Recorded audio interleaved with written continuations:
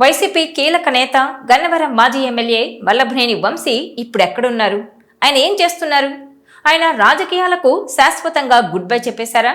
విజయసాయిరెడ్డి బాటలోనే ఈయన కూడా అస్త్ర సన్యాసం చేసేశారా? అంటే ఆ పార్టీ పరిణామాలు అవునని చెప్తున్నాయి. వంశీ స్థానంలో పార్టీ నియోజకవర్గ ఇన్ఛార్జిగా ఓ బడా నేతకు బాధ్యతలు అప్పగించేందుకు ఏర్పాట్లు జరుగుతున్నట్టు ప్రచారం జరుగుతోంది.